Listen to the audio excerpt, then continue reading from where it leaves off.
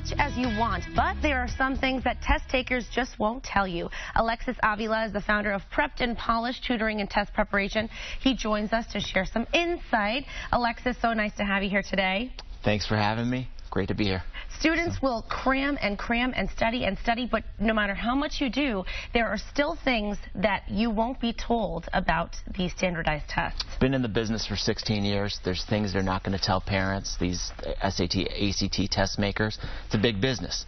So I just want to give you those 4 tips. So the first thing is you can learn to beat the test. What do you mean by that? It means that I've seen it. You can ace the test. If you're a poor test taker, you can do a lot better if you learn strategies like math strategies such as like plug and chug the answers into the answer choice, like use the answer choices to answer the questions, or you can kind of like read and answer questions as you read, take little shortcuts to do better. I've had a student who improved 500 points on an SAT test. He practiced every day. He did his work.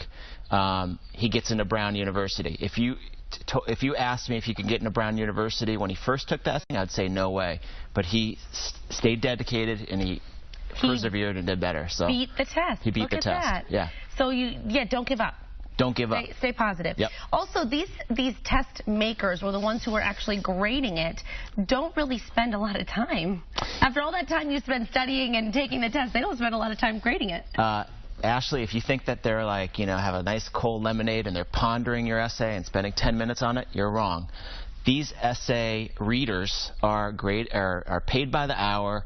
They're reading hundreds of essays and they want to get out of there by 5 p.m. So it's super important to make a good first impression on your essay. If they're only spending 2 to 3 minutes on your essay. Right. What do you have to do to make a good first impression? Keep your essay neat. I have tons of students who have bad handwriting. They write over the lines, cramped. They don't know how to indent. Do you think an essay grader is going to give you a good score just seeing that? No. Another thing is you want to have like good structure. You want to make sure you have an introduction, a conclusion. Some students write great essays, but they don't wrap it up.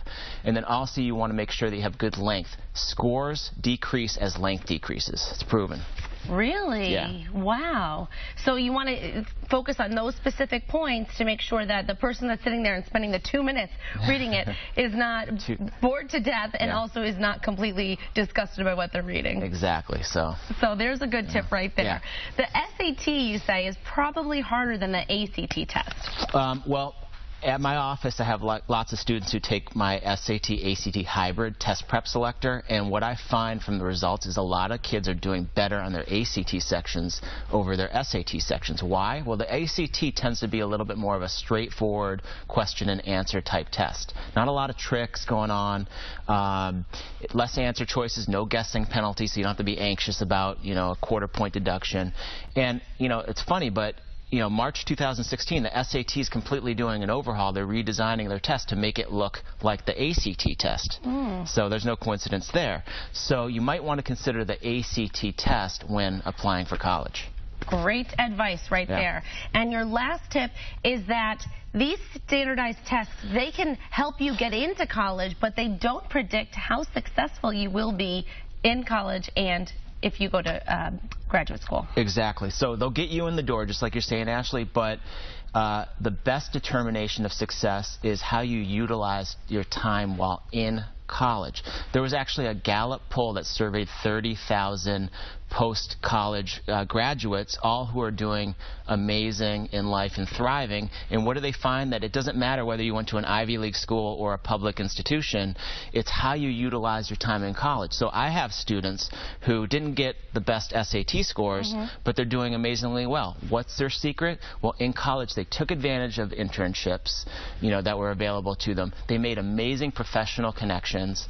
They partnered with their professors and did great research, and now they're just amazingly happy. So don't tell the SAT that, though. I was just going to say, if anyone from the SAT or ACT is watching, hey, you're on the side of the students, right? You want to see them succeed and feel good about themselves and have confidence as they're moving up in life. Thank you so much for your tips, Alexis. My pleasure. Great advice. Great to have you here. For more information, visit us online, mymassappeal.com later today.